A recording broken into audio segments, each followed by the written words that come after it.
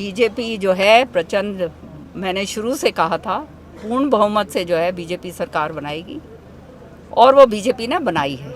ये तो हमेशा से जो है ये जो उछल कूद हो रही थी, ये पता नहीं लोगों को समझ क्यों नहीं आई, क्योंकि जहाँ पर हुड्डा साहब बैठे हैं और उनके बेटे बैठे हैं वहाँ तो नाश होना ही होना है। क्योंकि इन्होंने जिस तरह से टिकटों का वितरण करा, जिस तरह से इनकी आपसी लड़ाई थी, जिस तरह से नीचे से कटाई पटाई चल रही थी और जिस तरह से लोगों ने जो है माध्यम से देखा, ये सोशल मीडिया के माध्यम से कि खुलेआम ये कह रहे हैं कि पहले तो अपना घर भरेंगे, फिर जो है रिश्तेदारों का भरेंगे, फिर उसके बाद देखी जाएगी इलाके के लोगों का। तो लोगों को समझ में आ गई कि ये लोग जो हैं इनके पास ना कोई नीतियां हैं और ना कोई नियत है काम करने की। और वही नतीजा ये था कि जब वोट डाली तो सबने जो है बहुत सोच समझकर प्रगति के लिए, विकास के लिए, ईमानदारी के लिए और विकास जो है हरियाणा को जो है आगे बढ़ाने के लिए जो पार्टी है वो केवल भाजपा है। और भाजपा की शीर्ष नेतृत्व ने जिस तरह से काम करा, संगठित होकर जिस तरह से वो काम करते हैं, तो निश्चित तौर पे जो है कांग्रेस जो है पिछड़ी। मैडम बात करें 2-4 मुद्दे जिससे कांग्रेस हारी और 2-4 मुद्दे जिससे बीजेपी जीती है, वो क्या मानते हैं आप? मुद्दे मैंने आपको बताए, एक तरफ भ्रष्टाचार, एक तरफ भाई भतीजावाद, एक तरफ क्षेत्रवाद और दूसरी तरफ जो है ईमानदारी से काम करना, दूसरी तरफ है इलाके का विकास, दूसरी तरफ जो है बिना खर्ची पर्ची 100 तरीके की जो हैं योजनाएं जो हैं लागू करी सरकार ने। तो जनता को समझ में आ गई। एक तरफ जो है इतना जातिवाद फैला रखा था, दूसरी तरफ सारी 36 बिरादरी को भाजपा लेकर चलने वाली पार्टी है, वो हम सब ने देखा। तो यही एक कारण था कि जो है पूरी तरह से कांग्रेस नाम की तो कोई चीज़ रही नहीं थी, उसको पूरी तरह से बाबू और बेटे को नकारा गया। जो कांग्रेस वो आरोप लगा रही है 20 जगह ईवीएम की शिकायत दी गई है कि बैटरी लो थी, वहाँ पर 20 जगह आ रही है, दोबारा से काउंटिंग की जो है मांग की है, चुनाव आयोग में शिकायत भी दर्ज करवाई गई है। ये तो अब वो ठीकरा जो है ईवीएम के ऊपर फोड़ेंगे, क्योंकि इनके पास तो कुछ रहा नहीं। जो इनके अपने इलाके हैं जहाँ से जीत के आए हैं वहाँ पे ईवीएम की क्यों नहीं बात करते? तो ये तो सारी बेकार की बातें हैं। और जब वो कहते हैं ना अंगूर खट्टे दिखते हैं, तो फिर अब और कुछ तो रहा नहीं। अब किस तरह कैसे बचे हैं बाबू बेटा दोनों?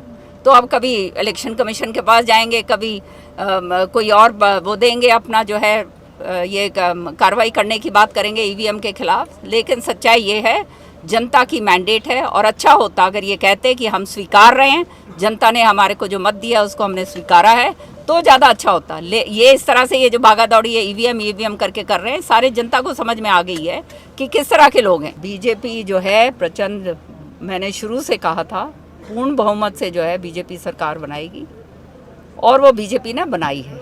ये तो हमेशा से जो है ये जो उछल कूद हो रही थी, ये पता नहीं लोगों को समझ क्यों नहीं आई, क्योंकि जहाँ पर हुड्डा साहब बैठे हैं और उनके बेटे बैठे हैं वहाँ तो नाश होना ही होना है।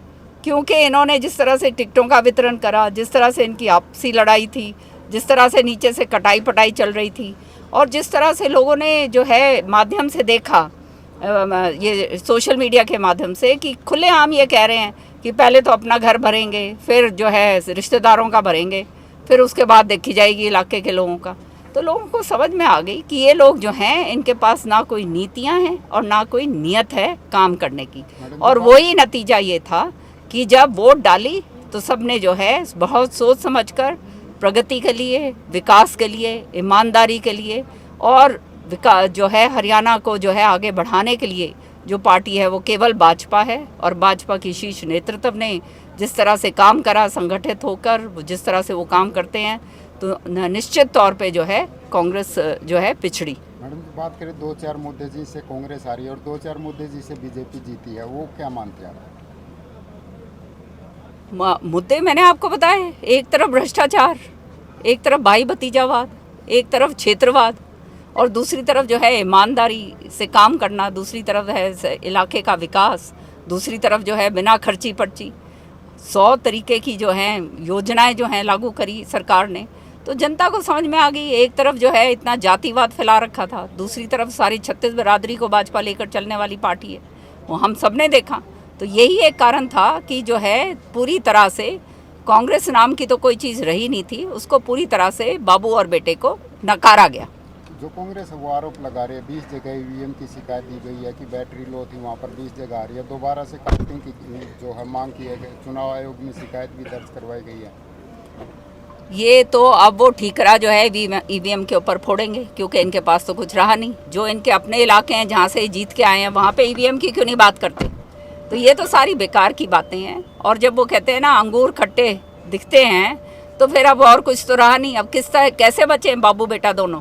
तो अब कभी इलेक्शन कमीशन के पास जाएंगे, कभी कोई और वो देंगे अपना जो है ये कार्रवाई करने की बात करेंगे ईवीएम के खिलाफ। लेकिन सच्चाई ये है, जनता की मैंडेट है। और अच्छा होता अगर ये कहते कि हम स्वीकार रहे हैं, जनता ने हमारे को जो मत दिया उसको हमने स्वीकारा है, तो ज़्यादा अच्छा होता। ये इस तरह से ये जो भागा दौड़ी है ईवीएम करके कर रहे हैं, सारे जनता को समझ में आ गई है कि किस तरह के लोग हैं।